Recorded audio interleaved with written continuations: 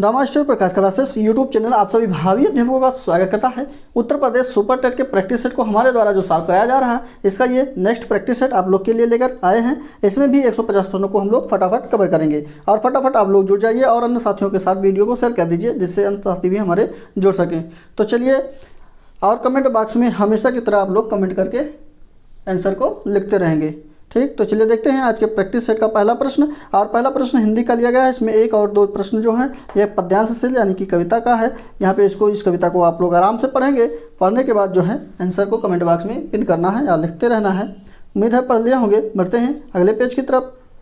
तो ये भी पढ़ लिए होंगे, नहीं पढ़ पाए तो वीडियो को रोककर आराम से पढ़ सकते हैं। और ये चांदी की रेखा सुमित्रानंदन पंत की जो है कविता है, ये भी ध्यान रखिएगा। ठीक, चलिए देख लेते हैं। यहाँ पहला प्रश्न आपकी स्क्रीन पर है। इसमें काले बादल में हंसती चांदी की रेखा, काले बादल में हंसती चांदी की रेखा, इस पंक्ति में भाव कौन सा है? चलिए बताइए फटाफट आंसर कौन सा सही होगा। बहुत अच्छे, यहाँ पे कमेंट करके आप लोग आंसर बताइए फटाफट। तो यहाँ पे ऑप्शन नंबर जो सही हो जाएगा वो कौन सा सही है?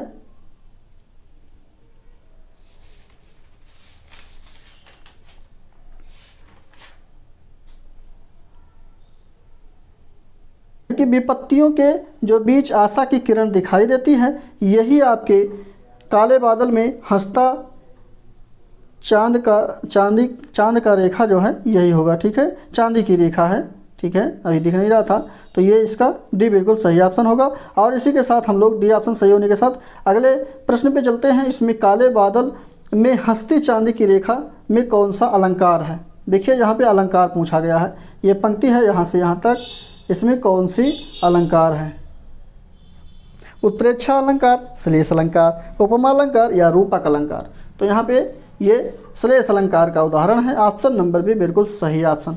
और श्लेष अलंकार में आप लोग सभी हमेशा जानते हैं, जैसे काले बादल में हंसती चांदी की रेखा में श्लेष अलंकार में जो चिपके हुए शब्द होते हैं, एक ही शब्द के अनेक अर्थ होते हैं, वही होता है। क्लियर? तो यहाँ पे अलंकार भी श्लेष अलंकार सही हो जाएगा। इसी के साथ नेक्स्ट है संयुक्त वाक्य का चयन करना है। तो चलिए बताइए कौन सा संयुक्त वाक्य का उदाहरण है?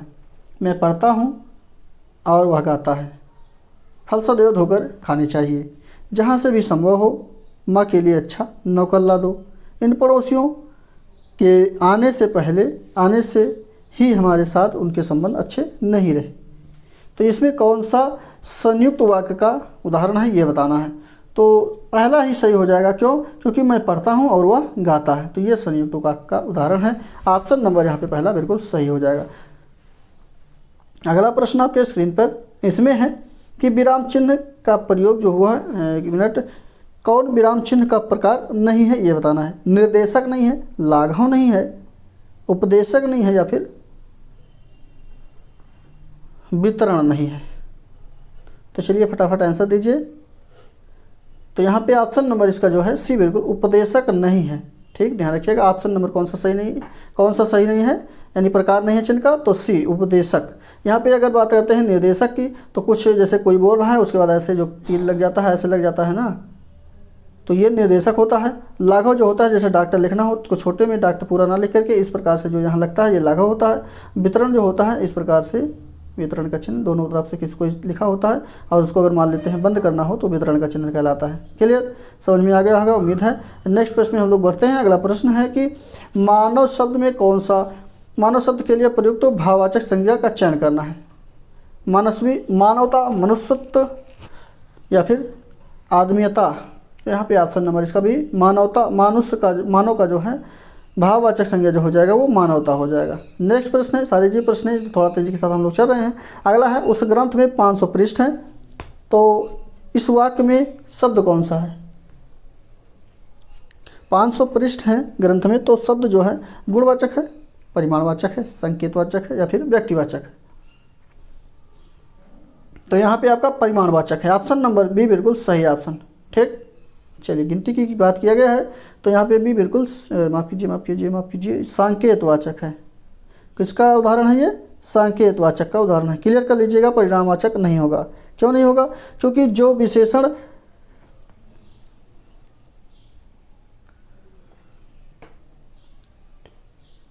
संज्ञा या सर्वनाम शब्दों की ओर इंगित करते हैं, जिसका जो है क्लियर डाटा हो, उनकी तरफ अगर इंगित करते हैं तो ये संकेतवाचक का उदाहरण कहलाते हैं। तो यहाँ पे देखिए 500 पृष्ठ एकदम क्लियर है ना, तो ये संकेत ही तो कर रहा है, और किस में है, ग्रंथ में है, ये भी ठीक। तो यहाँ पे सी बिल्कुल सही ऑप्शन। अगला प्रश्न है आपका, किस वाक्य में संदेहार्थक क्रिया का प्रयुक्त हुआ है? तो इसमें डी ऑप्शन बिल्कुल सही ऑप्शन यहाँ पे हो जाएगा। तुमने अखबार पढ़ा होगा, तो यहाँ पे संदेह हो रहा है कि पढ़ा होगा कि नहीं पढ़ा होगा, ऐसा ही तो तुमने अखबार पढ़ा होगा, क्लियर नहीं है, तो डी बिल्कुल ऑप्शन सही हो जाएगा। नेक्स्ट है, वक्ता के लिए किस सर्वनाम रूप का प्रयोग होता है? उत्तम पुरुष, अन्य पुरुष, मध्यम पुरुष, इनमें से कोई नहीं। तो यहाँ पे पहला ही ऑप्शन सही होगा, उत्तम पुरुष का उदाहरण है, फर्स्ट बिल्कुल सही। अगला प्रश्न है, वर्णमाला किसे कहते हैं? तो डी, वर्णों के व्यवस्थित समूह को वर्णमाला कहते हैं, ऑप्शन नंबर डी बिल्कुल सही ऑप्शन। चाकू शब्द का बहुवचन क्या होगा? चाकुएं, चाकुओं, चाकुओं, चाकू। ऑप्शन नंबर डी बिल्कुल, चाकू का चाकू ही होता है, इसका कोई वचन नहीं होता है। इसी प्रकार से इसी फॉर्म में ये लिखा जाता है, ये कंठस्थ कर लीजिए। ऑप्शन नंबर यहाँ पे डी बिल्कुल सही हो जाएगा। और इसी के साथ अगला है, अग्नि किस वर्ग का शब्द है? तद्भव है, तत्सम है, देशज, विदेशज, क्या है? तो अग्नि जो है ये तत्सम का शब्द है, ऑप्शन नंबर यहाँ पे जो है बी बिल्कुल सही हो जाएगा। इसका तद्भव रूप आग होता है, क्लियर। चलिए, बहिर्मुखी शब्द में कौन सा उपसर्ग है? तो बहिर्मुखी शब्द में उपसर्ग बताना है, 12वें का ऑप्शन कौन सा सही हो जाएगा? तो पहला बहिर बिल्कुल सही हो जाएगा, क्लियर। चलिए, फर्स्ट ऑप्शन सही होने के साथ नेक्स्ट प्रश्न में चलते हैं। राम ने श्याम को कथा सुनाई, इसमें कृतवाच्य में कौन सा कथन लिखा जाएगा? 13वें का ऑप्शन नंबर भी बिल्कुल सही। यहाँ पे राम ने श्याम को कथा सुनाई, इस प्रकार से ये सही होगा, ऑप्शन नंबर भी बिल्कुल सही हो जाएगा। इसी के साथ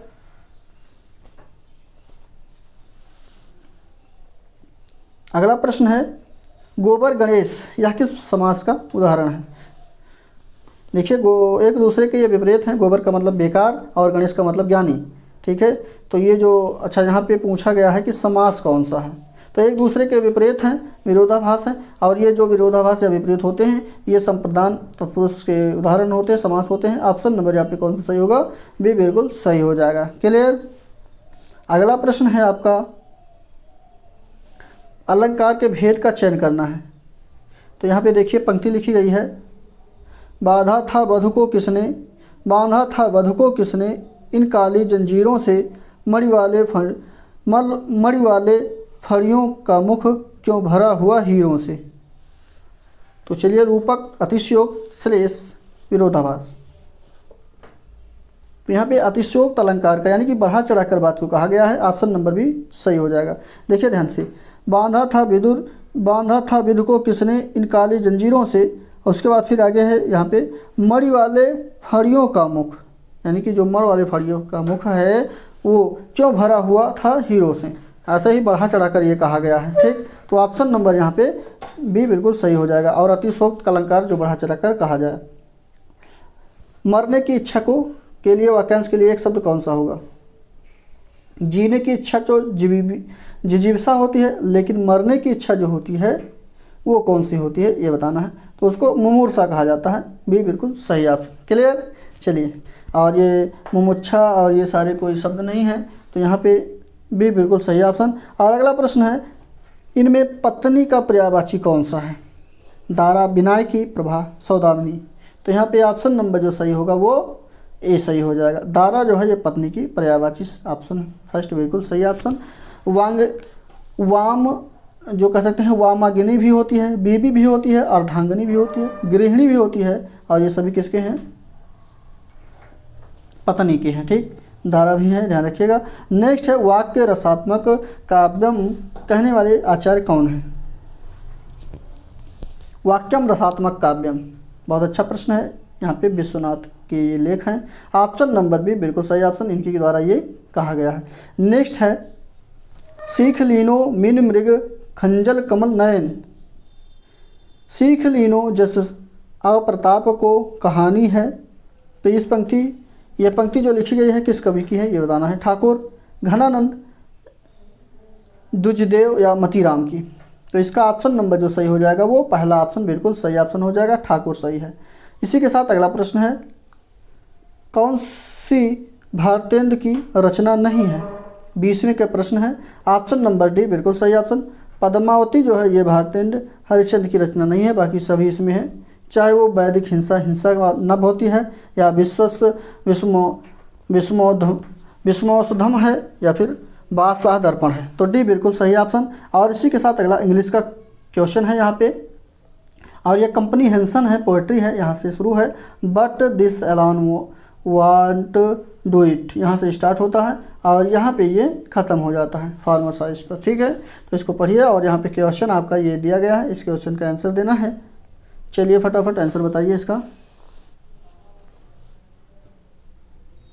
तो यहाँ पे बी ऑप्शन बिल्कुल सही हो जाएगा, यानी कि लेटर बिल्कुल सही हो जाएगा। नेक्स्ट प्रश्न है, 1 मिनट क्या हो रहा है भाई, इसको 21 कर लीजिएगा आप लोग, यहाँ पे क्वेश्चन नहीं दिख रहा है। ठीक, चलिए उम्मीद है समझ में आ रहा होगा। 22 नंबर पे चलते हैं। इसमें सुटेबल कंजक्शन को हमें फिल करना है। कौन सा कंजक्शन भरा जाएगा यहाँ पे? Take care, lest you, should भरा जाएगा, नॉट भरा जाएगा, सो दैट भरा जाएगा, अदरवाइज भरा जाएगा। उसके बाद बी डिसाइडेड है। तो यहाँ पे 22 नंबर में ऑप्शन नंबर जो भरा जाएगा पहला, यानी शुड भरा जाएगा। Take care lest you should be decided, option number पहला बिल्कुल सही ऑप्शन हो जाएगा। और एक बात खास और है, अगर अंग्रेजी में या इंग्लिश में आपको खाली स्थान भरना है, तो अगर नहीं क्लियर हो पा रहा है तो आप लोग क्वेश्चन को अच्छे से जब पढ़ेंगे एक ताल में, यानी एक स्पीड में, तो आपको अपने आप ही पता चल जाता है, थोड़ा थोड़ा भाव निकलने लगता है कि कौन सा यहाँ पे रखा जाएगा, तो स्पष्ट मीनिंग बनेगा। क्लियर इस प्रकार से हो जाता है। तो चलिए अगला क्वेश्चन आपकी स्क्रीन पर है। यहाँ पे सर्वेरल जो है, इसमें ये क्या है? वर्ब है, एडवर्ब है, ये बताना है। ये सेंटेंस नीचे दिया गया है। There are several mistakes in your exercise. 23 नंबर में ऑप्शन नंबर बी ये एडजेक्टिव है, ऑप्शन नंबर बी बिल्कुल सही ऑप्शन। नेक्स्ट प्रश्न है, put in the correct pronouns in the reported speech of the following sentence. यहाँ पे रिपोर्टेड स्पीच का ये सेंटेंस है। He said, comma inverted comma, we are all seniors. उसके बाद फिर बाहर एक और लिखा गया, ही सेड दैट, यानी कि इसका बना दिया गया है यहाँ पे। तो ही सेड दैट, उसके बाद क्या लगेगा? बी लगेगा, यू लगेगा, इट लगेगा, सी लगेगा। तो देखिए ये पहला जो होता है, यहाँ पे अगर अंदर में ये जो अगर एक वचन है तो वो कर्ता के अनुसार चेंज होगा। अगर माफ़ कीजिए, यहाँ पे अगर आई बी है, यानी कि सिंगुलर क्या कहते हैं उसको, जो नाउन होता है आई बी जो होता है उसको कर्ता के अनुसार बदलते हैं, और यू जो होता है उसको जो है कर्म के अनुसार, यानी कि ऑब्जेक्ट के अनुसार बदलते हैं, और अन्य जो होते हैं उसको हम लोग नो चेंज करते हैं। तो यहाँ पे आई अभी यानी कि फर्स्ट पर्सन है, यानी पर्सन ही होता है, first person, second, third person. तो ये हम लोग सब्जेक्ट के अनुसार बदलेंगे, यानी कि ही के अनुसार बदलेंगे। तो यहाँ पे क्या हो जाएगा? चलिए कमेंट करके बताइए फटाफट, बहुत अच्छे। तो यहाँ पे वी हो जाएगा, ये वी का वी ही रहेगा। ठीक, ऑप्शन नंबर यहाँ पे कौन सा सही होगा? पहला बिल्कुल सही हो जाएगा। He said that we are all seniors. अगला प्रश्न है, इसको खाली स्पेस चेंज यानी फिल करना है। तो यहाँ पर बी भरा जाएगा, इसको भर लीजिए। ए बॉय स्टूड, ए जी था। अगला है यहाँ पे कंप्रीहेंशन यानी पैराग्राफ्स लिखा गया है। इसको पैराग्राफ्स को यहाँ से a traveller who studies the menu on ट्रांसलेंटिक्स से क्लियर करना है और इसको पढ़ते रहना है। आगे यहाँ पर दिया गया है, पढ़िए। उसके बाद प्रफ्यूज़न का जो है आप लोग को सिनोनिम बताना है। सिनोनिम का मतलब इसका जो है पर्यायवाची क्या होगा। बहुत अच्छे, तो ऑप्शन नंबर सी अबंडेंस बिल्कुल सही हो जाएगा। नेक्स्ट प्रश्न आपका स्क्रीन पर, राइट द मैस्कुलिन फॉर्म, यानी कि मिस्ट्रेस जो लिखा गया है इसका स्त्रीलिंग या मैस्कुलिन फॉर्म कौन सा होगा? तो इसका मैस्कुलिन फॉर्म मास्टर हो जाएगा, ऑप्शन नंबर पहला बिल्कुल सही option. Next complete the following sentence, 28 का जो फिल किया जाएगा वो फॉर भरा जाएगा। नेक्स्ट प्रश्न है, करेक्ट सेंटेंस को चूज करना है। 29 नंबर में ऑप्शन नंबर डी इसका बिल्कुल सही ऑप्शन हो जाएगा। डी ऑप्शन को देखते हैं, 1 मिनट। यहाँ पे 200 rupees is not a big sum, option number जो है डी बिल्कुल सही ऑप्शन। और इसी के साथ अगला, mention the common prefix following word. तो यहाँ पे 30 नंबर में कौन सा प्रीफिक्स जोड़ा जाए तो सही अक्षर बन जाएंगे, सही वर्ड बन जाएंगे। तो अन भर जाएगा, अनट्रूथ, अनकाइंड, अनहोली। ठीक है, चलिए पहला ऑप्शन बिल्कुल सही। संस्कृत का क्वेश्चन है, संस्कृत के क्वेश्चन में केवल आंसर को हम लोग बताएंगे, आप लोग इसको देखते चलिएगा। तो 31 नंबर का प्रश्न ऑप्शन नंबर बी भरमर बिल्कुल सही हो जाएगा। ठीक, इसका पर्यायवाची बताना था आदि का। नेक्स्ट, अस्तिष्क का पर्याय विपरीत यानी विलोम शब्द क्या होगा? तो इसका विलोम शब्द सी यानी नास्तिक होगा। आस्तिक का नास्तिक होगा, सभी को मालूम है।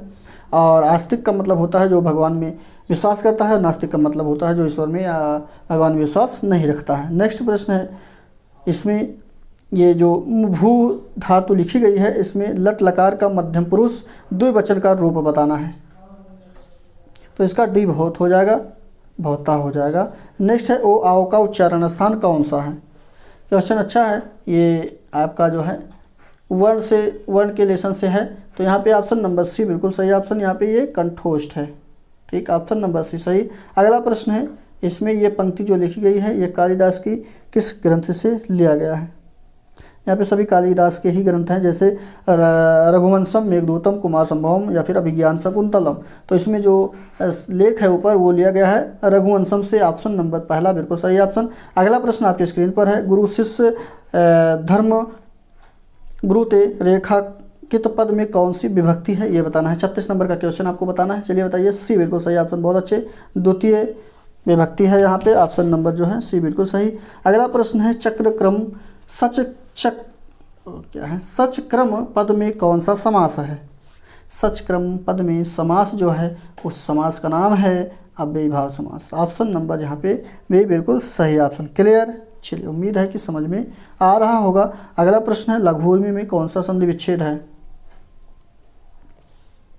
लघु प्लस उर्मी, छोटा बड़ा दोनों की मात्रा में रहा, तो यहाँ पे दीर्घ संधि का यह उदाहरण दीर्घ संधि। ऑप्शन नंबर डी बिल्कुल सही ऑप्शन। अगला प्रश्न आपकी स्क्रीन पर है, निधानम पद में उपसर्ग कौन सा सही होगा। तो इसमें पहला ऑप्शन यहाँ पे नहीं बिल्कुल सही हो जाएगा। अगला प्रश्न है, ये लिखा गया है अच्छे से, इसको पढ़िए और नीचे क्वेश्चन आपका है, इसमें बताइए कौन सा सही होगा। तो भी बिल्कुल सही हो जाएगा, ये आपका क्वेश्चन है। ठीक है, चलिए उम्मीद है क्लियर हो गया होगा संस्कृत का। इसमें अब साइंस का प्रश्न हम लोग कवर करेंगे। इसमें पूछा गया है कि कौन रक्त को हृदय से सह शरीर यानी पूरे शरीर के विभिन्न अंगों तक ले जाता है। तो यहाँ पे ऑप्शन नंबर जो सही होगा वो रुधिर वाहिनियाँ होती हैं, दो प्रकार की होती हैं। एक हृदय से पूरे शरीर में ले जाती है और एक पूरे शरीर से हृदय में लेकर आती है। तो यहाँ पे ऑप्शन नंबर जो सही होगा वो पहला सही हो जाएगा, धमनियाँ। ठीक है, और एक बात और इसको कंठस्थ कर दें, आप लोग को क्लियर कर दें कि रक्त का जो हृदय से पूरे शरीर में लेकर जाती हैं वो शुद्ध रक्त होता है, जिसमें ऑक्सीजन युक्त ये रक्त होते हैं और ये धमनियों के माध्यम से जाते हैं। वहीं पे जो पूरे शरीर से जो हम लोग सांस लेते हैं या पूरी बॉडी से जो हृदय में जाते हैं वो अशुद्ध रक्त होते हैं और वो कोशिकाओं के माध्यम से जाते हैं, ये भी ध्यान रखिएगा। ठीक, तो पहला ऑप्शन बिल्कुल सही ऑप्शन। नेक्स्ट प्रश्न है आपका, क्रियाओं की श्रृंखला जिसके द्वारा नाइट्रोजन और उसके यौगिक पर्यावरण में और रहने वाले जीवों में अदला बदली करते हैं उन्हें क्या कहा जाता है। उम्मीद है दिख रहा होगा आप लोग को, कमेंट करके आंसर दे दीजिए। 42 नंबर का ऑप्शन नंबर डी बिल्कुल सही, यहाँ पे नाइट्रोजन चक्र उसको कहते हैं, डी बिल्कुल सही ऑप्शन होगा। क्लियर, अगला प्रश्न है आपके स्क्रीन पर, कौन कहता है कि प्रेरित ईएमएफ चुंबकीय प्रवाह लिंकेज या चुंबकीय प्रवाह लिंकेज के काटने की दर के परिवर्तन की दर के समानुपाती होता है। यह किसका नियम है या किसका नियम कहता है। तो ये जो नियम है वो फैराडे का नियम है। ऑप्शन नंबर डी बिल्कुल सही ऑप्शन। क्लियर, अगला प्रश्न है, अगर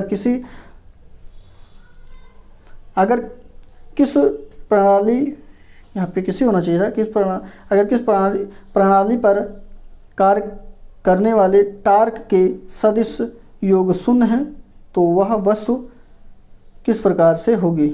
स्थिर संतुलन में होगी, रूपांतरित संतुलन में होगी, रेखीय संतुलन में होगी या फिर घूर्णीय संतुलन में होगी। चलिए कमेंट करके आंसर बताइए। तो ये घूर्णीय संतुलन में होगी, ऑप्शन नंबर डी बिल्कुल सही ऑप्शन हो जाएगा। और इसी के साथ अगला प्रश्न आपका है, बीसीजी का टीका किसके बचाव के लिए लगाया जाता है। पोलियो, रक्त अल्पता, क्षय रोग या फिर टीबी। वैसे देखिए बीसीजी क्षय रोग, दमा और ये टीबी जो होता है इसी के लिए लगाया जाता है।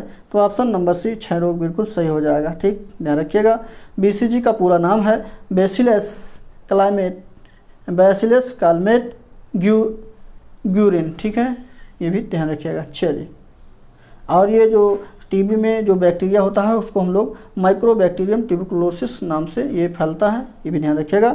साथ साथ अगला प्रश्न ले लेते हैं, जल जनित रोग जो ई कोलाई है संक्रमण का कारण बनता है वो कौन सा है।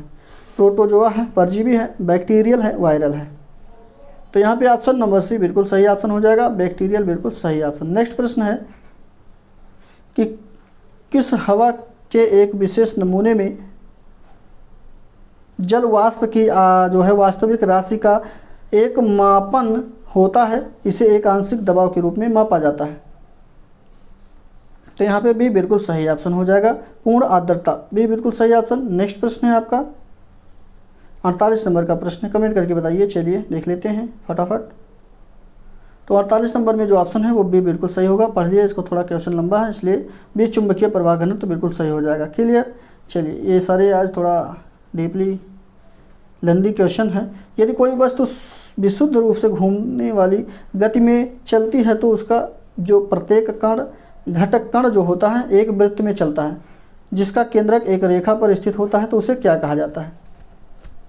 तो उसको जो कहा जाता है घूर्णन की धुरी कहा जाता है। ऑप्शन नंबर पहला बिल्कुल सही ऑप्शन। और आखिरी प्रश्न है यानी कि विज्ञान का 50वां प्रश्न है, कोशिका का जो नियंत्रक केंद्र होता है वो कहाँ पे होता है, क्या होता है? केंद्रक है, प्लाज्मा है, लाइसोसोम है, क्रोमोसोम है? तो ये केंद्रक है। ऑप्शन नंबर जो है ए बिल्कुल सही ऑप्शन हो जाएगा। यही हमारे नियंत्रक केंद्रक या केंद्रक जो होते हैं जिसको न्यूक्लियस कहा जाता है उसको किया गया। ठीक। और इसका जो है आविष्कार केंद्रक का रॉबर्ट ब्राउन के द्वारा 1831 में किया गया था, ये भी ध्यान रखिएगा। इसी के साथ ये मैथ का पोर्शन है, मैथ के पोर्शन को हम लोग स्किप करेंगे। स्किप करने का कारण ये है कि ये इसको करने में थोड़ा लंबा समय लग जाता है और आप लोग को इसको सॉल्व करना था हमारे Telegram channel the master Prakash classes के जो है टेलीग्राम चैनल को फॉलो कर लीजिए। फॉलो करने के बाद वहाँ से आप लोग इसके PDF 150 का मिल जाएगा, वहाँ से जाकर सॉल्व कर सकते हैं लोड करके। और दूसरी बात, नहीं सॉल्व करना चाहते तो हमारे सर के द्वारा डिटेल में मैथ पढ़ाया जा रहा है, वहाँ से जाकर के पढ़ सकते हैं। पोर्शन अगला पर्यावरण एवं सामाजिक अध्ययन का आ गया है, इसके प्रश्नों को हम लोग कवर करेंगे। पहला प्रश्न आपकी स्क्रीन पर है, कौन सिख गुरु हुए जो हर किशन के उत्तराधिकारी थे? यानी कौन से सिख गुरु थे जो हर किशन के सिख उत्तराधिकारी थे, ये बताना है। तो चलिए कमेंट करके आंसर बताइए फटाफट। ऑप्शन आपका गुरु अंगद देव हैं, गुरु तेग बहादुर हैं, गुरु हरगोविंद हैं, गुरु अमरदास हैं। तो यहाँ पे ऑप्शन जो सही होगा वो बी गुरु तेग बहादुर बिल्कुल सही ऑप्शन हो जाएगा। क्लियर। चलिए उम्मीद है कि ये समझ में आ रहा है। और अगला प्रश्न आपके स्क्रीन पर है, लॉर्ड कॉर्नवालिस को किसके जनक के रूप किसके लिए जाना जाता है? तो लॉर्ड कॉर्नवालिस को जो है अस्थाई बंदोबस्त के लिए जाना जाता है। देखिए अस्थाई बंदोबस्त कहीं मिल रहा है क्या? तो यहाँ पे देखिए पहला ही ऑप्शन बंगाल के अस्थाई राजस्व व्यवस्था या अस्थाई बंदोबस्त एक ही है, पहला ही ऑप्शन यहाँ पे सही हो जाएगा। क्लियर। चलिए बहुत अच्छे। अगला प्रश्न आपका 49वीं समांतर रेखा किन दो देशों के मध्य की सीमा रेखा होती है? 49वीं की बात किया गया है। चलिए कमेंट करके बताइए कौन सा सही हो जाएगा। तो यहाँ पे ये संयुक्त राज्य अमेरिका और कनाडा के बीच जो सीमा रेखा बनाती है वो 49वीं समांतर रेखा है। ऑप्शन नंबर पहला बिल्कुल सही ऑप्शन हो जाएगा। और ये अगला प्रश्न आपके स्क्रीन पर है, ला नीना प्रशांत महासागर पर किस प्रकार के प्रभाव डालती है? ला नीना की बात करते हैं तो ये एक प्रतिसागरीय धारा है, ठीक है, जो सागरीय के विपरीत चलता है और इसका जो आविर्भाव होता है पश्चिमी प्रशांत महासागर में होता है, ठीक है। और ये इसके तापमान को कम कर देती है। ऑप्शन नंबर भी बिल्कुल सही ऑप्शन होगा। अगला प्रश्न है, मध्यावधि ऋण जो है वो कितने माह वर्ष तक की अवधि के लिए दिया जाता है? मध्यावधि जो ऋण होता है वो कितने समय के लिए दिया जाता है? इस प्रकार से क्वेश्चन पूछा गया है। तो वो जो दिया जाता है 15 महीने 4 वर्ष के लिए, 15 माह से 4 वर्ष के बीच के लिए दिया जाता है। सी बिल्कुल सही ऑप्शन। अगला प्रश्न है, कौन सी संघीय सरकार की एक विशेषता है? संघीय सरकार की जो विशेषता है वो विशेषता है कि संघ तथा राज्यों के बीच शक्तियों का वितरण। ऑप्शन नंबर सी बिल्कुल सही ऑप्शन, यही इसका विशेषता है। अगला प्रश्न है, गदर पार्टी के संस्थापक कौन है? देखिए गदर पार्टी के संस्थापक के रूप में आप लोग लाला हरदयाल को जानते थे, लेकिन यहाँ पे ऑप्शन नहीं है। उन्होंने जो उसका जो है उसको लेकर आगे बढ़ाया वो उनके रूप में है, लेकिन यहाँ पे वास्तविक संस्थापक यानी कि गदर पार्टी के जो संस्थापक हैं वो दूसरे हैं। आज यहाँ पे क्लियर कर लीजिए, उनका नाम है मोहन सिंह भाकना। ऑप्शन नंबर भी बिल्कुल सही ऑप्शन। इन्होंने ही गदर पार्टी का जो है, इन्हीं को ही कह सकते हैं गदर पार्टी के जन्म के रूप में जाना जाता है, जिसका जन्म अमेरिका में हुआ था, ये भी ध्यान रखिएगा। ठीक। चलिए ऑप्शन नंबर बी बिल्कुल सही ऑप्शन। अगला प्रश्न आपका है, नो बेस्टर्स या काल बैसाखी, तड़ित झंझा या बिजली युक्त तूफान हैं जो किस देश के लिए प्रमुख हैं या किस देश में प्रमुख हैं? तो ये बांग्लादेश और भारत के लिए हैं। ऑप्शन नंबर यहाँ पे सी बिल्कुल सही ऑप्शन हो जाएगा। इसी के साथ अगला प्रश्न है, ये गुफाएं मुंबई हावर्स में स्थित हैं, तो शिल्प गुफाओं का एक नेटवर्क है, वो कौन सा है? अजंता है, एलोरा है, एलिफेंटा है, बादामी है।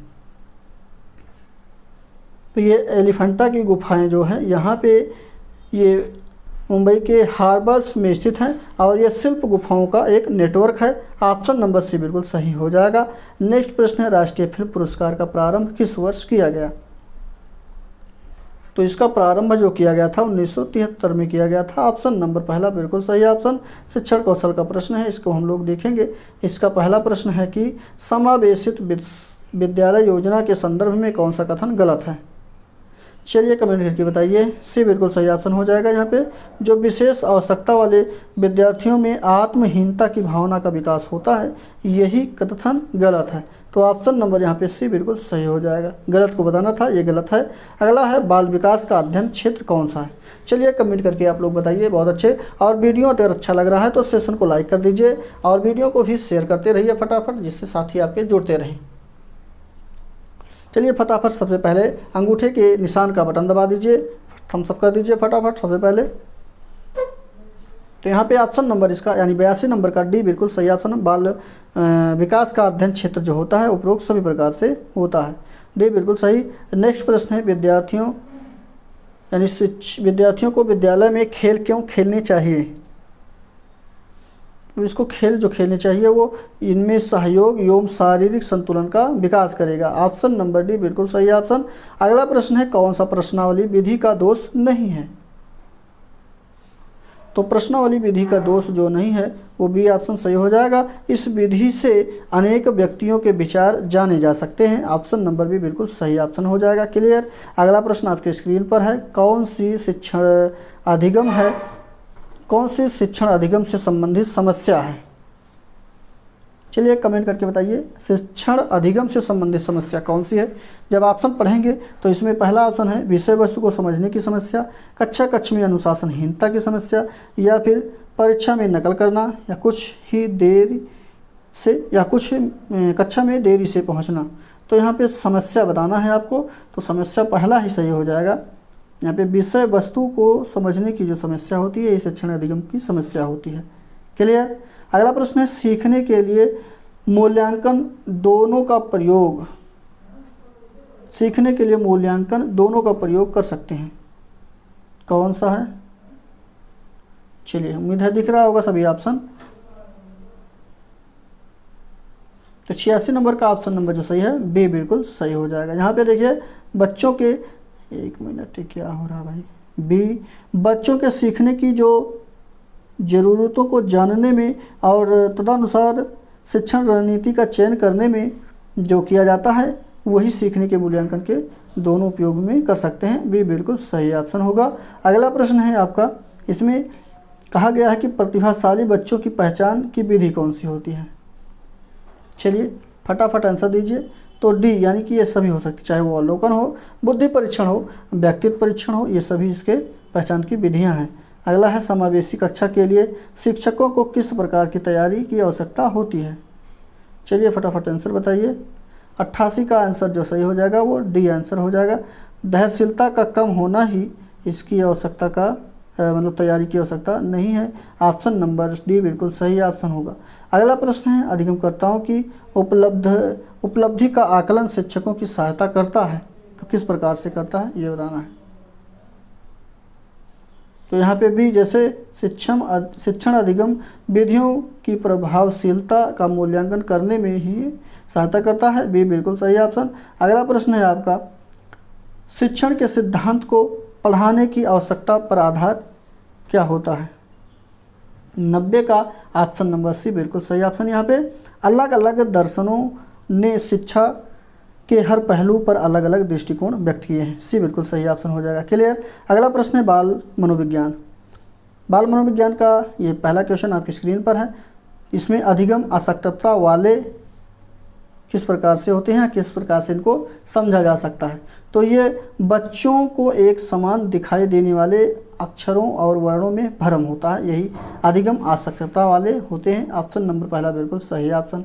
नेक्स्ट है 92 नंबर का प्रश्न है, इसमें आप लोग को कमेंट करके बताना है कौन सा कथन है जो विकास और अधिगम के बीच संबंध का सर्वश्रेष्ठ रूप जोड़ता है। तो डी ऑप्शन यहाँ पे सही हो जाएगा। ठीक, इसमें अधिगम और विकास के जटिल तरीकों से जो अंतर संबंधित है यही इसको जोड़ता है। डी बिल्कुल सही ऑप्शन। अगला प्रश्न है सीखने के नियम किसने दिए हैं। स्किनर ने दिए हैं, पावलोव ने दिए हैं, थॉर्नडाइक ने दिए हैं या फिर कोहलर ने दिए हैं। कमेंट करके आंसर बताइए कौन सा सही हो जाएगा। 93 नंबर का प्रश्न है, कमेंट करके फटाफट आंसर दे दीजिए। सीखने के नियम की बात किया गया है तो सभी लोग को मालूम है ये थॉर्नडाइक के द्वारा दिया गया है, और थॉर्नडाइक के द्वारा सीखने के 3 मुख्य नियम दिए गए हैं और 5 गौण नियम दिए गए हैं, ये भी ध्यान रखिएगा। ठीक, पहले मुख्य नियम में तीनों जो हैं तत्परता का नियम है, प्रभाव का नियम है, अभ्यास का नियम है, और 5 अन्य मुख्य जो गौण नियम है वो अन्य हैं। ठीक, तो ध्यान रखिएगा। सी बिल्कुल थॉर्नडाइक सही हो जाएंगे इसके। अगला प्रश्न है कोहल वर्ग के सिद्धांत की एक जो प्रमुख आलोचना है वो कौन सा है।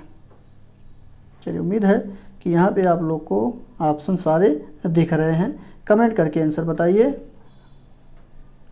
तो यहाँ पे सी ऑप्शन बिल्कुल सही हो जाएगा। कोहल वर्ग ने जो पुरुषों एवं महिलाओं की नैतिक तार्किकता में सांस्कृतिक विभिन्नताओं को महत्व नहीं दिया है, यही इनकी आलोचना का विषय है। ऑप्शन नंबर सी बिल्कुल सही हो जाएगा। अगला प्रश्न आपका है स्क्रीन पर, इसमें पूछा गया कौन सी अधिगम आसक्तता वाले बच्चे की एक विशेषता है, यानी कि जो पढ़ने में प्रॉब्लम करते हैं, आसक्त होते हैं, उन बालकों की या उन बच्चों की विशेषता एक कौन है। इसमें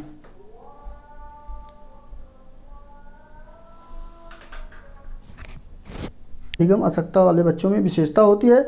ऑप्शन नंबर डी बिल्कुल सही हो जाएगा। नेक्स्ट प्रश्न है मनोवैज्ञानिक का जो क्षेत्रवाद सिद्धांत है वो किसके द्वारा दिया गया था। कुर्टलेविन ने या फिर लियो फेंटिंगर ने, हेनरी गुगार्ड ने या फिर सीटी मॉर्गन के द्वारा। कमेंट करके आंसर बताइए ये मनोविज्ञान का क्षेत्रवाद सिद्धांत किसके द्वारा दिया गया है। बहुत अच्छे कमेंट आप लोग का आता है, हमें बहुत अच्छा लगता है, ऐसे ही कमेंट करते रहिए। बिल्कुल पहला ऑप्शन ये कुर्टलेविन के द्वारा दिया गया है, फर्स्ट बिल्कुल सही ऑप्शन हो जाएगा। नेक्स्ट प्रश्न है विद्यालयों को किस लिए व्यक्तिगत भिन्नताओं का अध्ययन करना चाहिए। चलिए कमेंट करके आप लोग बताइए फटाफट। ऑप्शन आपके स्क्रीन पर दिख रहा है, पहले ऑप्शन को अच्छी तरह से पढ़ेंगे तो आंसर आपको मिलेगा। तो डी ऑप्शन बिल्कुल सही ऑप्शन हो जाएगा। यहाँ पे ये समझने के लिए कि शिक्षार्थी सीखने के योग्य हैं या अयोग्य हैं, इस कारण से इनके व्यक्तिगत भिन्नताओं का अध्ययन करना चाहिए। ठीक, तो ऑप्शन नंबर डी बिल्कुल सही हो जाएगा। और इसी के साथ नेक्स्ट प्रश्न आपका आ गया स्क्रीन पर। चलिए कमेंट करके इसके आंसर को बताइए। क्वेश्चन है आपका किसके अतिरिक्त सभी के कारण अधिगम अक्षमता उत्पन्न हो सकते हैं, यानी कि एक के कारण अधिगम अक्षमता उत्पन्न नहीं होता है, बाकी सभी के कारण होता है। तो उसको हम लोग देखेंगे। सांस्कृतिक कारक है, सेरेब्रम डिस्फंक्शन है, या फिर संवेगात्मक विघ्न है, नेक्स्ट है व्यवहारात्मक विघ्न है। तो यहाँ पे ऑप्शन नंबर इसका जो सही हो जाएगा वो ऑप्शन पहला ही आपका सही होगा। सांस्कृतिक जो कारक हैं इसके कारण कोई भी अधिगम क्षमता नहीं होती है। तो ऑप्शन नंबर फर्स्ट बिल्कुल सही ऑप्शन। और अगला प्रश्न आपके स्क्रीन पर है गतिक कौशलों में अधिगम नियोगता क्या कहलाती है। अधिगम नियोगता का मतलब होता है कि जो पढ़ने में कठिनाई होती है उसको क्या कहते हैं। चलिए, तो पढ़ने की कठिनाई को डिस्लेक्सिया कहा जाता है। ऑप्शन नंबर यहाँ पे जो है बी बिल्कुल सही ऑप्शन। अगला प्रश्न आपके स्क्रीन पर अल्बर्ट बंडूरा के सामाजिक अवलोकन पर आधारित सामाजिक सिद्धांत में कौन सी प्रक्रिया होती है। पुनरावृत्ति होती है, प्रतिधारणा होती है, या फिर सार को दोहराना होता है, या स्वचिंतन होता है। तो अल्बर्ट बंडूरा के द्वारा जो अधिगम सिद्धांत दिया गया था उनकी प्रक्रिया में वो प्रतिधारणा होती है। बी बिल्कुल सही ऑप्शन इसका हो जाएगा। और बी सही होने के साथ हम लोग अगले प्रश्न पर जब बढ़ेंगे तो इसमें सामान्य ज्ञान और समसामयिक की घटना का ये क्वेश्चन मिलेगा। तो इसको हम लोग थोड़ा तेज़ी के साथ करेंगे, आप लोग केवल इसको देखते रहिएगा। जो भी इंपॉर्टेंट प्रश्न होगा हम बता देंगे। नोटबुक पेन साथ में लेकर बैठे रहें, हमारे द्वारा बताए गए क्वेश्चन को आप लोग नोट करते चलेंगे। ठीक, जो भी आपकी परीक्षाओं के लिए बहुत ही महत्वपूर्ण साबित होगा। चलिए देखते हैं फटाफट। रागनी किस राज्य की लोकप्रिय गीत शैली है। कश्मीर, केरल, हरियाणा, मणिपुर। चलिए कमेंट करके आप लोग भी आंसर देते रहें, आंसर देते हैं थोड़ा अच्छा लगता है, हमारा भी मनोबल बना रहता है, क्योंकि मान के चलिए आधा पौन घंटे से जब बोल रहे हैं तो हमारा भी मनोबल घट जाता है। अगर आप लोग का कमेंट मिलता रहता है तो हमें भी जो है उत्साह मिलता रहता है। तो यहाँ पे सी ऑप्शन यहाँ हरियाणा का जो है लोकगीत है रागनी, ऑप्शन नंबर सी बिल्कुल सही ऑप्शन। अगला प्रश्न है इंडिया विजन 2020 किसके द्वारा तैयार किया गया है? तो ये जो तैयार किया गया है SP गुप्ता समिति के द्वारा, ऑप्शन नंबर पहला बिल्कुल सही। नेक्स्ट है कौन सा मानव विकास सूचकांक ह्यूमन डेवलपमेंट इंडेक्स में शामिल नहीं है? तो जीवन प्रत्याशा लाइफ जो एक्सपेरिमेंसी होती है, एक्सपेक्टेंसी होती है, ये तो सही है। वास्तविक प्रति व्यक्ति आय, ये भी सही है। और सामाजिक असमानता प्रौढ़ साक्षरता, इसमें दोनों में कन्फ्यूजन है। तो यहाँ पे ऑप्शन नंबर सी बिल्कुल सही ऑप्शन। प्रौढ़ साक्षरता यानी साक्षरता तो सही है लेकिन सामाजिक असमानता नहीं शामिल है, ऑप्शन नंबर सी बिल्कुल सही हो जाएगा। नेक्स्ट है राष्ट्रीय रेल संग्रहालय कहाँ स्थित है? तो राष्ट्रीय रेल संग्रहालय जो स्थित है वो दिल्ली में स्थित है, ऑप्शन नंबर पहला बिल्कुल सही ऑप्शन। नेक्स्ट प्रश्न है सन 2004 की जो सुनामी द्वारा भारत के निम्नलिखित तटों में कौन सबसे अधिक प्रभावित हुआ था? मालाबार तट, कोंकण तट, कोरोमंडल तट, उत्तरी सरकार तट। तो देखिए यहाँ पे ये स्टैटिक जीके का प्रश्न टाइप में पूछा गया है, 2004 का पूछ लिया गया है। ये कोई करंट अफेयर का प्रश्न नहीं है, स्टैटिक जीके या जीके के रूप में हम लोग कह सकते हैं। तो यहाँ पे ऑप्शन नंबर जो भी सही होगा वो सी बिल्कुल सही है। कोरोमंडल का तट जो है ये सबसे अधिक सुनामी से प्रभावित होने वाला क्षेत्र था 2004 में जो आई थी, ऑप्शन नंबर सी सही होने के साथ। अगला प्रश्न है आपका, वह रानी जिसका उपनाम ब्लडी मैरी था वो कौन थी? ब्लडी मैरी जिस रानी का नाम जो था मैरी प्रथम थी, ऑप्शन नंबर सी बिल्कुल सही ऑप्शन। इसी के साथ लंदन की राजधानी बताना है। तो लंदन की माफ़ कीजिए, लंदन की राजधानी नहीं, लंदन जो है वो किसकी राजधानी है ये बताना है। फिलीपीन की, मालदीव की, स्पेन की, यूनाइटेड किंगडम की। तो लंदन जो राजधानी है वो यूनाइटेड किंगडम की है, यूके की है, ऑप्शन नंबर डी बिल्कुल सही ऑप्शन हो जाएगा। इसी के साथ नेक्स्ट प्रश्न है, इसमें पूछा गया भारत के राज्यों में से किसे भारत का कोहिनूर कहा जाता है? यानी कि भारत का कौन सा राज्य है जिसे भारत का कोहिनूर के राज्य के रूप में जाना जाता है? तो पहला ऑप्शन आंध्र प्रदेश बिल्कुल सही ऑप्शन, ठीक। कोहिनूर का जो कोहिनूर हीरा में हीरा था, डायमंड यहाँ से ही वो मिला था। क्लियर, समझ में आ रहा होगा। अब बढ़ते हैं अगले प्रश्न पे। अगला प्रश्न है कलाकार और कला। एक तरफ कलाकार के नाम लिखे गए हैं, दूसरी तरफ उनसे कौन कला करते हैं ये लिखना है और मिलान करना है हमको, कौन सा सही हो जाएगा। चलिए मिलान कर लेते हैं। तो यहाँ पे मिलान करने के लिए जब सबसे पहले गौरी शंकर देवीलाल से जब आएंगे तो ये जो है क्या है, ये कथक से संबंधित हैं, ऑप्शन नंबर सी इसका बिल्कुल सही हो जाएगा, ठीक। चलिए दूसरे का मिलान करेंगे, हरिप्रसाद चौरसिया बांसुरी वादक हैं। MS हुसैन जो हैं, MS हुसैन चित्रकला से संबंधित हैं, और वहीं जाकिर हुसैन जो हैं वो तबला वादक हैं। तो ये सी बिल्कुल सही ऑप्शन हो जाएगा, मिलान देख लीजिए। इसी के साथ अगला प्रश्न आपका स्क्रीन पर, इसमें दी सेल्ट आउट नामक पुस्तक के लेखक कौन है? 110 का ऑप्शन नंबर पहला बिल्कुल सही ऑप्शन, यहाँ पे पाल बेट्टी बिल्कुल सही ऑप्शन हो जाएगा। दी सेल्ट आउट नामक पुस्तक के लेखक पाल बेट्टी हैं। अगला प्रश्न आपके स्क्रीन पर, लावड़ी लोक नृत्य भारत के किस राज्य से संबंधित है? तो लावड़ी महाराष्ट्र से संबंधित लोक नृत्य है, ऑप्शन नंबर यहाँ पे पहला ही सही हो जाएगा, महाराष्ट्र, ठीक। क्लियर। नेक्स्ट है मध्य प्रदेश में जो पीतमपुर है उसको किसके लिए जाना जाता है? पीतमपुर कागज़ के लिए, जूट के लिए, ऑटोमोबाइल के लिए या फिर एल्युमिनियम के लिए? तो ये जो जाना जाता है वो ऑटोमोबाइल के लिए जाना जाता है, ऑप्शन नंबर सी बिल्कुल सही हो जाएगा। ध्यान रखिएगा MP का पीतमपुर ऑटोमोबाइल के लिए प्रसिद्ध है। अगला प्रश्न है 2017 ऑस्ट्रेलियन ग्रांड प्रिक्स का विजेता कौन था? तो इसके विजेता के रूप में जो थे वो बेस्टियन बेल्टल, ऑप्शन नंबर पहला बिल्कुल सही ऑप्शन। नेक्स्ट है राजीव आवास योजना जो 2011 में शुरू की गई थी, उसे कब तक के लिए प्रस्तावित किया गया है? अच्छा, यह किया जा चुका क्योंकि 2022 चल रहा है। 14 में कौन सा ऑप्शन सही होगा? 2022 के लिए प्रस्तावित की गई है, ऑप्शन नंबर डी यानी वर्तमान में जो चल रहा है। नेक्स्ट प्रश्न है किस भारतीय कलाकार ने अधिकतर राष्ट्रीय पुरस्कार जीते हैं? तब्बू, कमला हसन, शबाना आजमी, कंगना रनौत। तो ये शबाना आजमी के द्वारा सबसे अधिक राष्ट्रीय पुरस्कार जीता गया है, सी बिल्कुल सही ऑप्शन हो जाएगा। इसी के साथ अगला है बटरफ्लाई स्ट्रोक का संबंध किससे है? बटरफ्लाई स्ट्रोक एक शब्द है और यह किस खेल से संबंधित है ये बताना है। तो ये पहला तैराकी से संबंधित है, ऑप्शन नंबर पहला बिल्कुल सही ऑप्शन। इसी के साथ नेक्स्ट, $1 के नोट पर डॉलर के नोट पर किस भारतीय अमेरिकी राष्ट्रपति का चित्र है? चलिए देखते हैं, कमेंट करके आप लोग बताइए।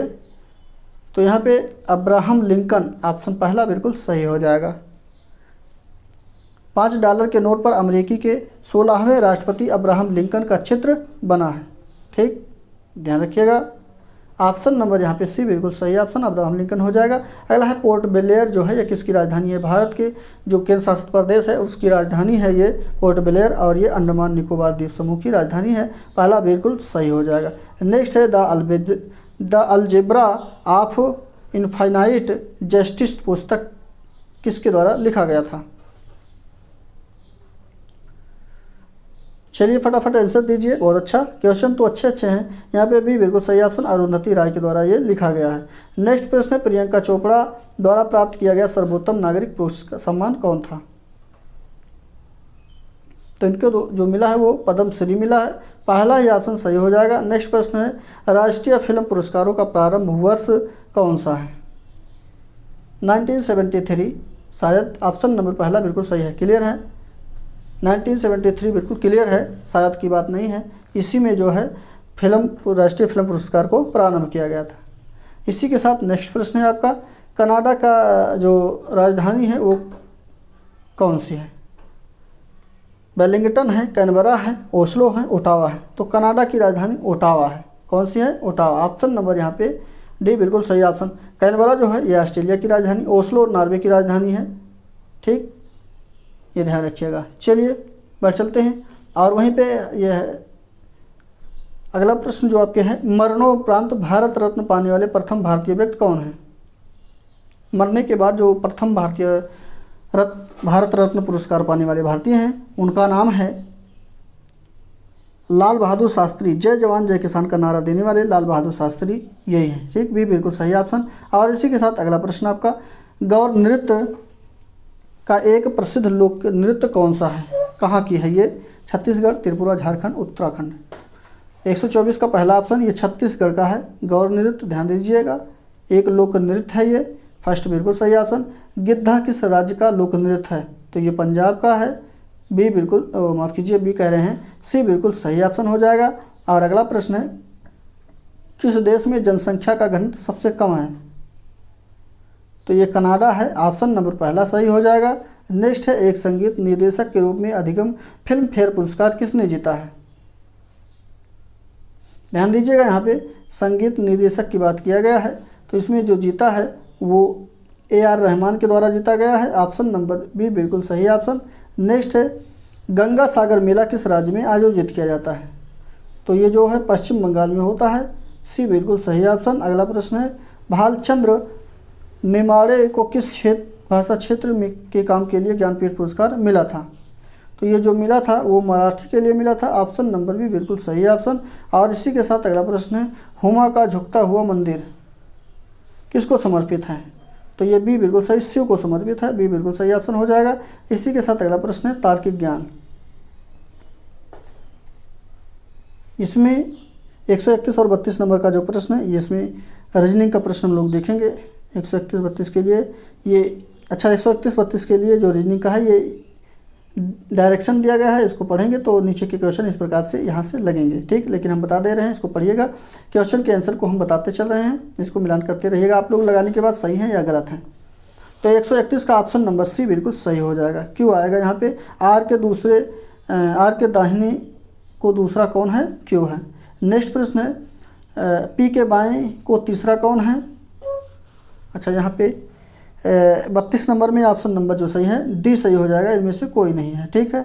नेक्स्ट है, दी गई श्रृंखला में गलत पद ढूंढना है। 132 में कुछ करना नहीं है। पहले में 6 जुड़ा है, दूसरे में 12 जुड़ा है, तीसरे में 24 जुड़ा है, यानी कि 2 गुना करते चले जाइए इस प्रकार से। 6, 4, 10, 12, 24 इसी प्रकार से है। जो भी गलत है वो गलत है आपका 96, और माफ़ कीजिए 94 गलत है, 96 गलत है। यहाँ पे क्या आएगा? 94 आएगा, 94 आएगा। और ये ऑप्शन एक मिनट हाँ गया भाई। 96, मतलब 96 गलत है, 94 आना चाहिए था। ठीक, चलिए मिल। अगला प्रश्न है आपका कूटनीति भाषा में ये CAGE को, एक मिनट क्या हो रहा है ये, चलिए देखते हैं। यहाँ पे CAGE को इस प्रकार से लिखा जाता है और इसको जो है इस प्रकार से लिखा जाता है, तो जनरल को किस प्रकार से लिखा जाएगा। चलिए ऑप्शन आपको दिख नहीं रहा होगा, यहाँ पे देखिए आप दिख रहा होगा, तो यहाँ पे ऑप्शन नंबर जो सही होगा वो ऑप्शन डी बिल्कुल सही हो जाएगा। ये इस प्रकार से बन जाएगा। क्लियर, आप लोग इसको सॉल्व करिएगा। अगला प्रश्न है कुंदन की घड़ी में अभी 12:30 बजे 12:30 हो रहा है, तो दोनों सुइयों के बीच का कोण क्या होगा। चलिए वैसे बात करते हैं दोनों सुइयों के बीच का कोण निकालने का, तो यहाँ पे जितने बज रहे हैं उतने को 1/2 से कर देंगे गुणा। आप लोग को मालूम है वैसे अगर बात करते हैं 12:30 बजे की, तो एक घड़ी 12 पर होती है, 12 से थोड़ा हल्का इधर होती है, इस प्रकार से घड़ी होती है, क्या इस प्रकार से घड़ी होती है, तो यहाँ पे ऐसे होगा और ये घड़ी यहाँ पे 6 पे आ जाएगी। ठीक, हल्का से झुकेगा ये, तो कितना हो जाएगा 180 से कह सकते हैं थोड़ा कम। तो 180 से थोड़ा कम कितना है, कौन सा है, थोड़ा कम क्या, अगर सेकंड की बात करते हैं तो ये काफ़ी हो जाएगा, 15 अंश घटा देंगे तो 165 आ जाएगा। क्लियर, भी बिल्कुल सही ऑप्शन हो जाएगा। और इसी के साथ अगला ये कंप्यूटर का प्रश्न है, शिक्षकों के शिक्षण कौशल का विकास होता है किसके माध्यम से, उपयुक्त सभी के माध्यम से, प्रश्नों के चयन करने से, प्रतिस्पर्धा से, संगठन से, तो उपयुक्त सभी सही है। सूचना तकनीकों के घटक कौन हैं, तो सूचना तकनीकी के जो घटक हैं वो कौन से हैं, तो डी ऑप्शन यहाँ पे उपयुक्त सभी हैं, चाहे वो प्रक्रिया हो, प्रदा हो, अदा हो, ये सभी सही है। नेक्स्ट प्रश्न है, भारत में सबसे पहले किस राज्य में इंटरनेट पर टेलीफोन डायरेक्टरी उपलब्ध कराई थी, तो 38 नंबर का डी बिल्कुल सही ऑप्शन, यहाँ पे सिक्किम बिल्कुल सही ऑप्शन हो जाएगा। और इसी के साथ अगला WWW यानी WWW किस प्रोटोकॉल का उपयोग करता है, तो ये HTTP का उपयोग करता है, ऑप्शन नंबर बी बिल्कुल सही हो जाएगा। और WWW का जो वर्ल्ड वेब वाइड है, ये पूरा इसका नाम है, ये भी ध्यान रखिएगा, वर्ल्ड वेब वाइड। अगला प्रश्न है, राष्ट्रीय मुक्त विश्वविद्यालय शिक्षा संस्थान का गठन कब हुआ था, तो इस संस्था का जो गठन किया गया था ये 1989 में किया गया था नवंबर में, ऑप्शन नंबर पहला बिल्कुल सही ऑप्शन। और इसी के साथ अगला प्रश्न जीवन कौशल प्रबंधन एवं प्रवृत्ति के हैं, अभिवृत्ति की है, तो यहाँ पे पहला क्वेश्चन आपके स्क्रीन पर है, प्रेरणा का वही संबंध उपलब्धि है जो अधिगम का है, अधिगम का किससे है, चिंतन से, तर्क से, बोध से, विवेक से, तो सी बिल्कुल यहाँ पे बोध से जो है, जिस प्रकार से प्रेरणा का संबंध उपलब्धि से है उसी प्रकार का अधिगम का संबंध बोध से है। नेक्स्ट प्रश्न है, विद्यालय में बच्चों को शुरुआत से किस भावना का विकास किया जाता है, समानता का, बंधुत्व का, धर्मनिरपेक्षता का या सामाजिक न्याय का, तो यहाँ पे डी बिल्कुल सही ऑप्शन हो जाएगा, सामाजिक न्याय का किया जाता है। इसी के साथ अगला प्रश्न है, एक अभिभावक आपसे विद्यालय में मिलने के लिए कभी नहीं आता है तो आप क्या करेंगे, तो हम जो है स्वयं उनसे मिलने जाएंगे, यदि एक अध्यापक के रूप में कार्यभार संभाल रहे हैं तो ये बिल्कुल सही ऑप्शन हो जाएगा। क्लियर, चलिए बढ़ते हैं अगले प्रश्न की तरफ। अगला प्रश्न है, एक विद्यार्थी मेडिकल कॉलेज में दाखिला लेने के लिए कठिन परिश्रम करता है ताकि वह प्रवेश परीक्षा में उत्तीर्ण हो सके, तो यह विद्यार्थी जो है किस प्रकार से या किस रूप में अभिप्रेरित है, तो यह विद्यार्थी जो प्रेरित है आंतरिक रूप से यानी खुद से प्रेरित है, इसलिए मेहनत कर रहा है, ऑप्शन नंबर सी बिल्कुल सही होगा।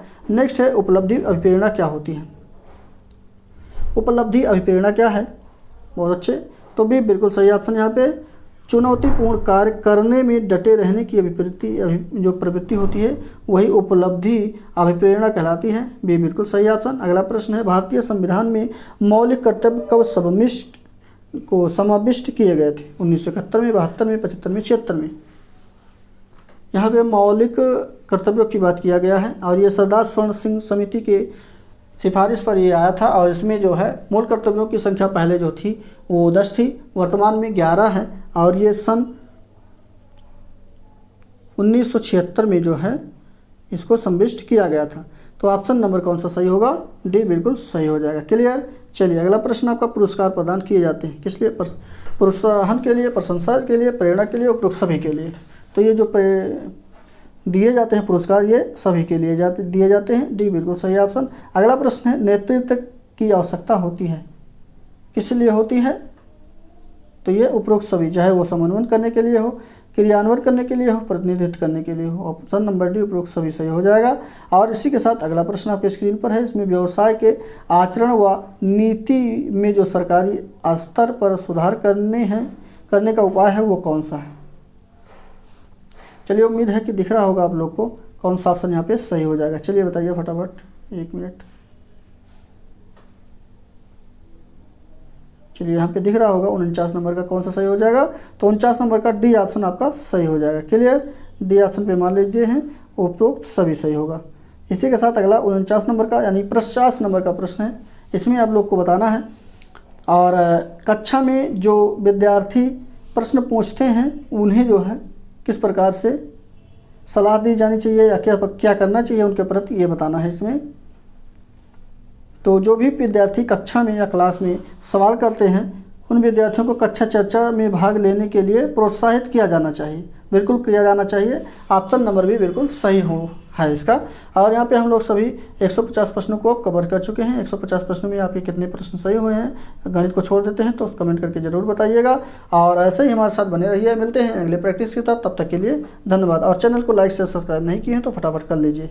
चलिए, बहुत बहुत धन्यवाद, थैंक यू।